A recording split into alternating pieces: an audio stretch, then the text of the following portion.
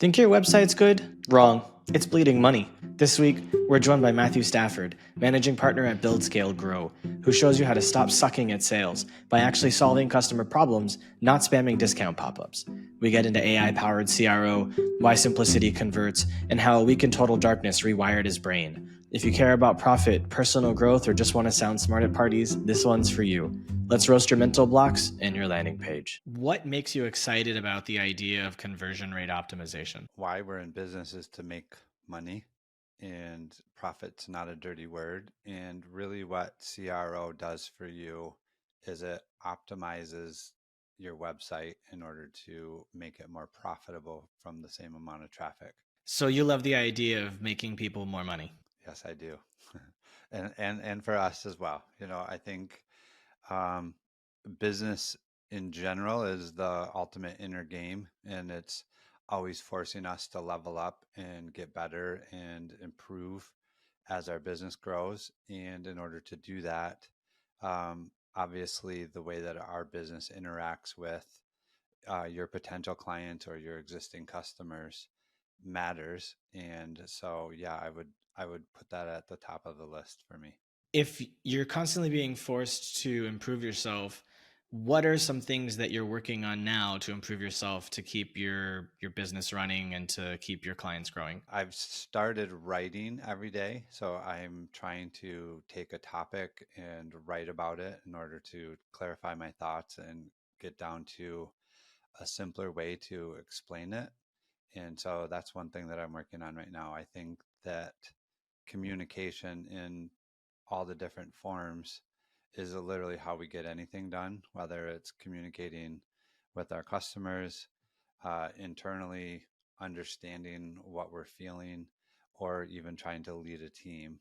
All of it comes down to the how effective we are at communicating. Do you have any specific examples of things that you're writing down to flesh out? Just got back from a dark retreat, which is where I spent several days in the dark and silent, and it's just you and your thoughts. And so, yeah, I had the last 2 days to basically journal what I experienced and the lessons that I learned. And so now I'm trying to break down some of those lessons and actually figure out how I would apply them to my life rather than just gaining more knowledge, but how does it actually affect uh, how I live differently. Are you willing to share some of the things you learned from being in the dark for several days? If I learned new lessons and then kept them to myself, that was pretty selfish and against my own personal ethos, which is I went through a lot of trauma and experiences as a child. And then that essentially created a lot of limiting beliefs for the first 40 years of my life.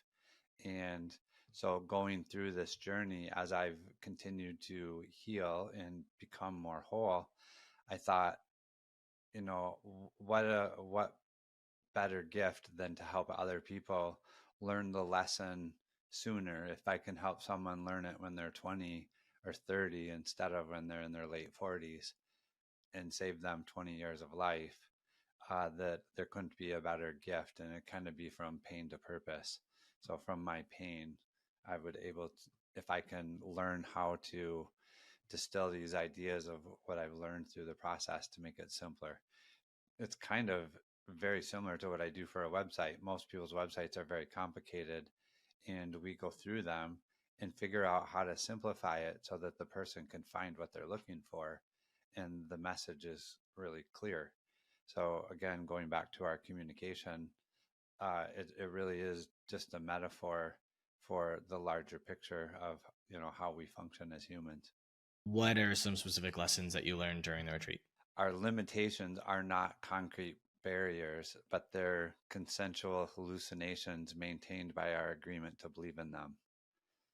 So, in other words, many times we assume that these limitations that we have are real, but it's not real. It's just this agreement that we have with ourselves that this is what we believe. And the way that our mind protects us is by not letting us see what we don't believe is true. So it's constantly looking for things to confirm or give us confirmation bias. And in that process, it creates this illusion.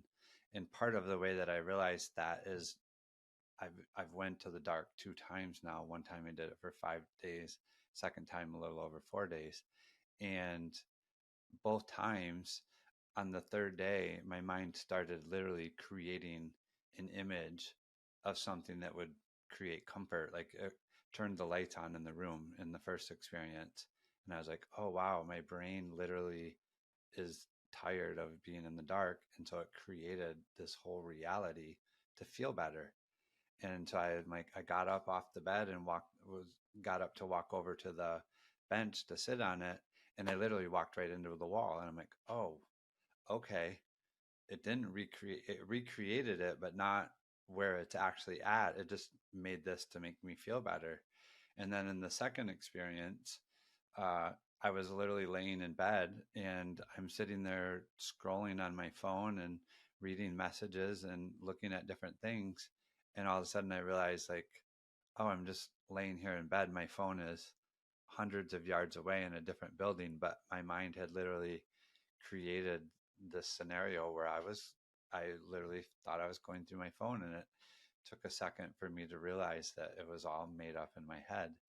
And so I think, how many times in life are we walking around these different walls that we've constructed that we need to walk into it and realize that it's actually not true, what we see. So it's interesting you say that because I just interviewed a guy who runs a psilocybin mushroom supplement brand. And I've microdosed and he's microdosed, but he's macrodosed and I have not. And so he was telling me about his experience where basically it allows you to break through those walls.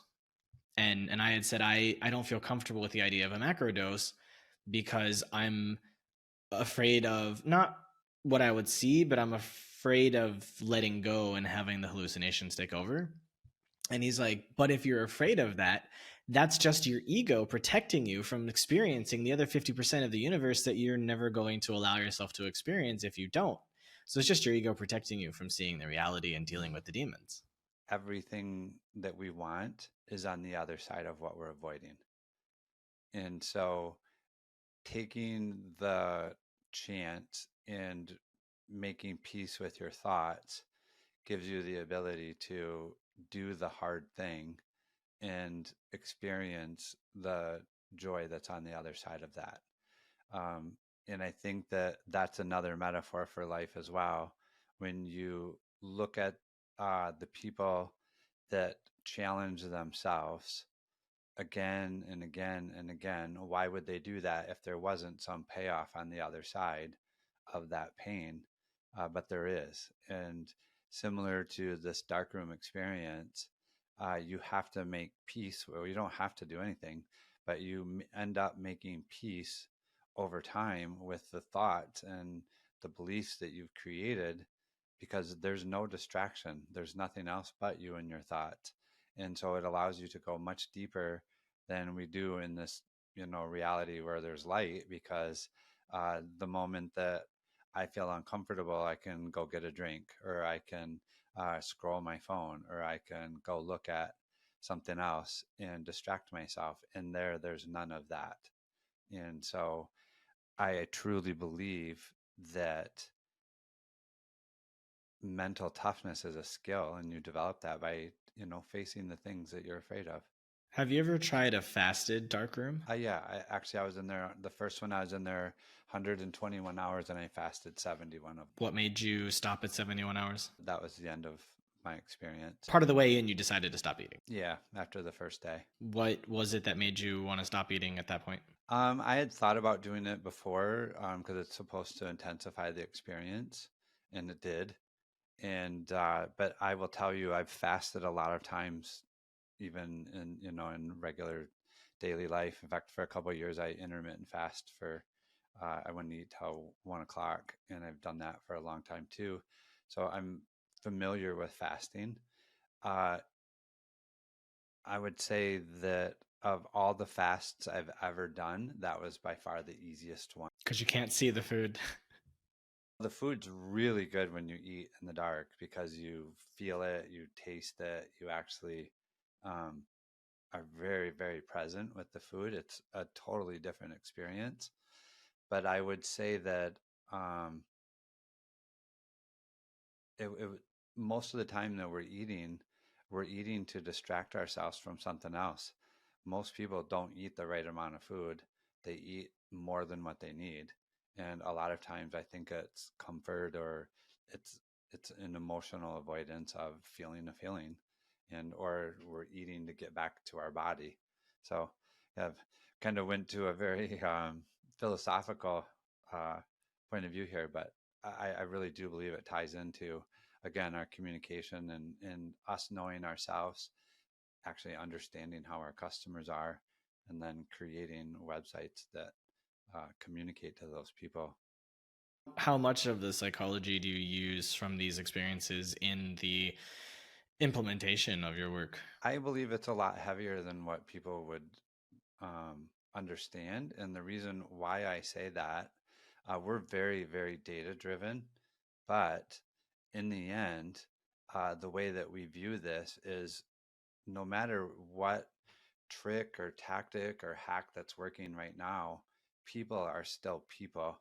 And so the way that they consume information or the way that they, uh, gather information for them to make a decision is pretty pattern, it's filled with patterns.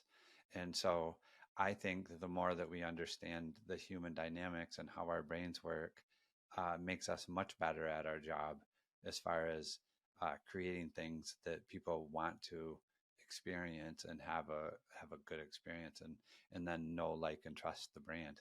Is AI changing the way CRO happens? And if so, how? 100%. Yes.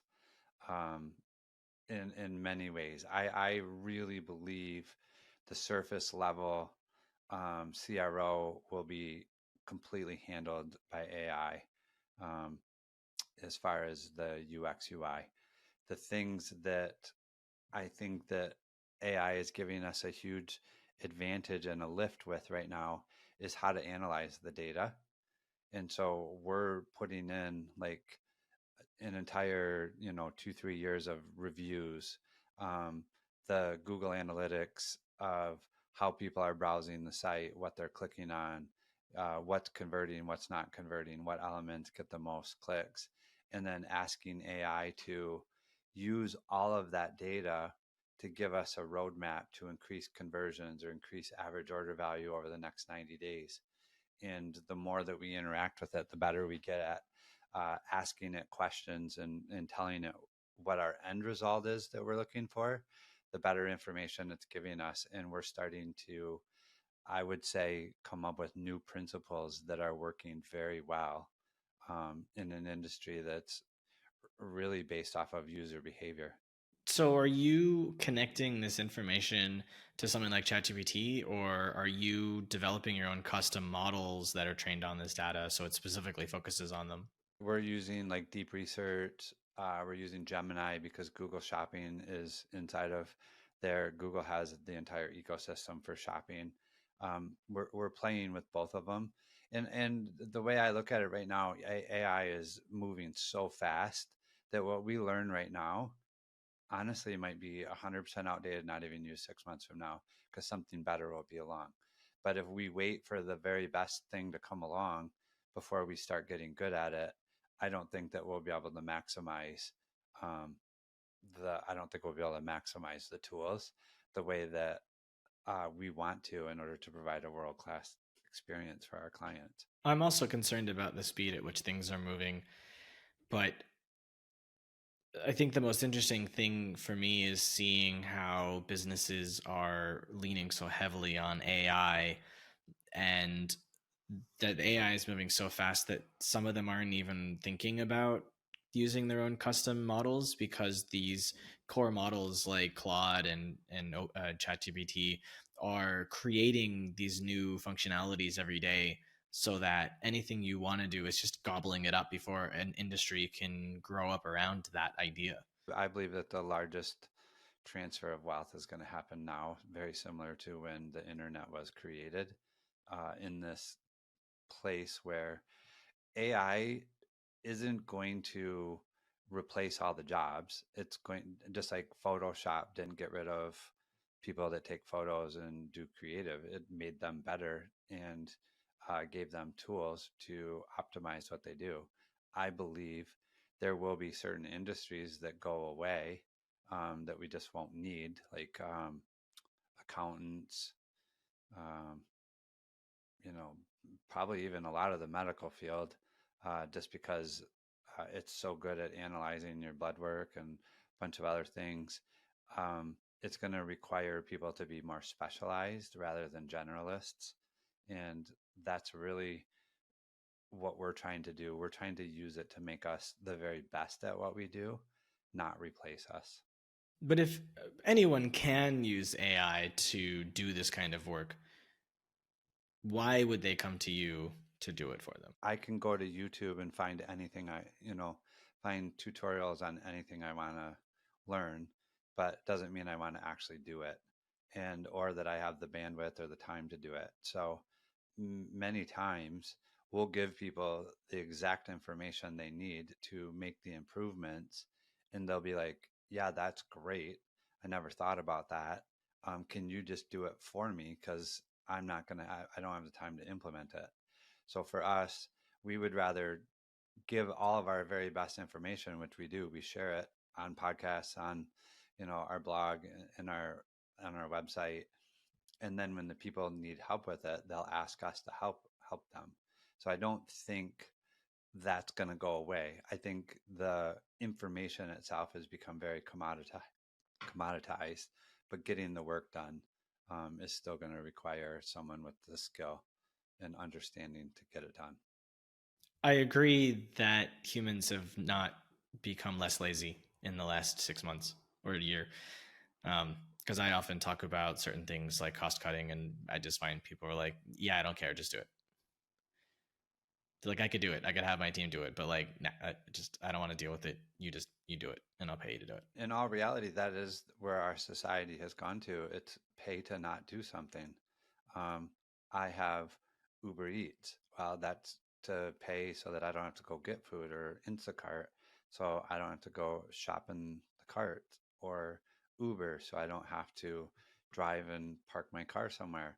Like, we're paying for an enormous amount of services now that we don't feel like doing, or we don't want to spend our time taking care of. And I think AI is just going to increase the amount of services that people pay to choose to avoid. Yeah, well, this is a lower tech example. It's still an interesting one nonetheless. I was with a friend the other day, and we were waiting for some other friends to come to a place where we normally play board games. And it turned out that another group of our friends decided to go to another place to play board games at the same time, but we weren't like in the same group, so we didn't hear it. Except for another friend who was supposed to come and said she was coming, said, "Yeah, I changed my mind. I'm going to meet this other group, but like you can come and join us if you want." Well, it's like a 20-ish minute walk, or it's like 3 minutes on an electric scooter. So my friend was like, "Oh, let's just take the scooter." I'm like, "Why don't we walk?" She's like, "We could get there much faster if we just take the scooter." And I'm like, "But why don't we just walk?" And she's like, "No, we'll take the scooter." I was like, "Okay, but like, I don't know. What if I just get a taxi? It'd be even faster than the scooter." She's like, "I don't want to pay for the taxi." It's like, "I'll pay for the taxi." She's like, "No, no, no. Let's just take the scooter." It's like, "Okay, fine." So it was like, it took us 5 minutes to figure out how we were going to get there, and inevitably we took the scooter. But it was like a burden of decision. There's three ways to get there. Yeah, yeah, paradox of choice. That's actually one of the main principles that we teach in our CRO, is more options does not create higher conversions, because it creates this paradox of, oh, I like this, I like this, I like this. I'll just come back later, or I'll just decide later. And so giving people too many options actually hurts your sales, doesn't help your sales. Yeah, it's something I noticed when I had come back from China. It was my first time. I'd been in China for 2 years without ever coming back to the US. And I came back and I was in a supermarket and I just saw the rows and rows and rows of options that you don't have in China. And I was like, why are there so, like, why is there 50 brands selling cereal? This is completely unnecessary. Become very entitled, spoiled, lazy. I I did my dark retreat in Mexico at the very southern tip of it. Very, very simple life. Like where, the area and the neighborhood that I was in. It's a very simple life. I've been to India 6 times and traveled all over that country. And those people are many of the people that I've met during these experiences of traveling, where they have far fewer options, they are much happier. I don't think more options creates ease and flow. I think it literally creates chaos and a lack of importance on what the things really actually mean to us. Instead, we're distracted by so many options that then we become, or we think that those options are necessary in order to be happy, and they're not. People in those countries also earn a lot less money, but they also are much more fulfilled because they're not pursuing money. They're pursuing the time that they have available to be with friends and family and to do the hobbies that they enjoy. But everything is cheaper, so they can afford to do those things. For me, and I'm certainly enjoy business and like to make money and think that money is required in this world, so it gives us options. But I don't think that it's a tool. It's not going to make you happy or unhappy. It's going to amplify who you are.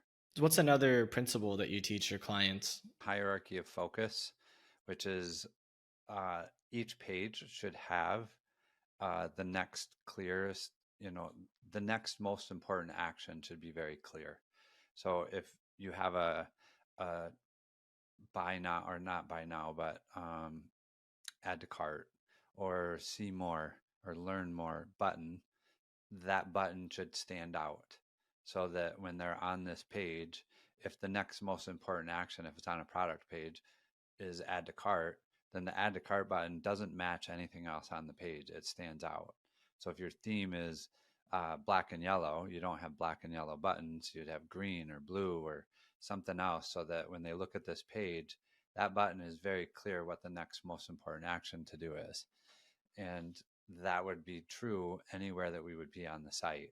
Each page has one thing that you want them to do.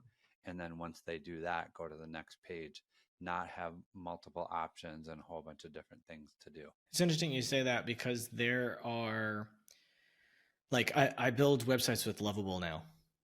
And Lovable does a pretty good job of making websites from scratch, but it loves to have two buttons side by side.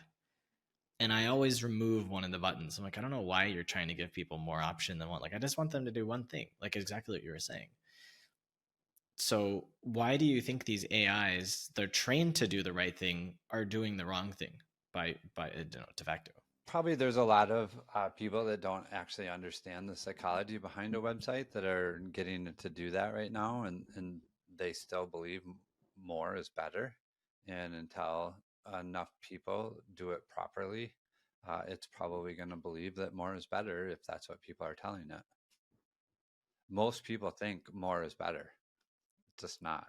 You do the research, right? And then you can say, hey, this is the plan. We want to do it. And then they say, okay, fine, go ahead and just edit my website to make these changes. Does anyone actually have you do that? And if they do you have it hooked into an AI to be able to very quickly make those changes for them? We do have several clients that have us take care of all their dev work. And the tools that our developers use, they certainly use AI as well. I think it's more of checking their code and bug checking it and things like that. I don't think it's writing their code, but I could be wrong about that. That's not my skill level. My skill level is the UX UI, and then understanding what the data is saying about how the people are interacting with it, and then we assign to the dev what we want and test it. So how they do that, honestly, I couldn't answer it with complete clarity. If someone is starting out with an e-commerce brand right now, and let's say they can't afford a service like yours yet, what are the three things that they need to do to create a stable foundation for people to be willing to convert? Obviously, ignoring the have a product people want, that kind of stuff. I just mean specific CRO principles. Yeah, I would say there's all kinds of free resources on our site that the entire intention is that so that when people are building their site, that they start with a good foundation and eventually can grow to the point where they would be able to use a service like ours or somebody else because there's other people that do it too. And I believe that simplicity is the easiest way to scale. And so, again, going back to the paradox of choice and these many things, the majority of wins that we get for websites early on is removing stuff from the website, making it much easier to navigate, much easier to understand the main thing, and not all of the little side tangents that the owner has added to the site because of doing their own customer service and thinking because one person couldn't figure out uh, what the menu button meant that they had to do a whole bunch of other things. And so most of the time, the website owners are very reactive rather than strategic. And in that reaction, they end up adding a lot of stuff to their website that just makes it bloated and confusing. I've just made 3 websites for things that I'm working on, but right after this, I'm going to go review them and try to remove at least one or two things. Yeah, I always tell people when you're building the website, you're looking at it from the standpoint of the owner as to how do I sell more stuff? And when you're going to a website as a consumer, you're going as how do I find what I'm looking for to solve my problem? And those are two different paradigms. And so the reason why most websites don't convert very well is because they're trying to sell more stuff instead of solve the problem or make it easy to find the solution to the problem, which is actually why your customer would ever come to your website anyways. It doesn't matter if you sell hoses or dresses or belts. They have a problem. They're coming there to find a solution. And if your website is laid out in a way for them to find an answer to their solution easily, it's going to be way better than coming to a site that's just trying to sell me a bunch of stuff.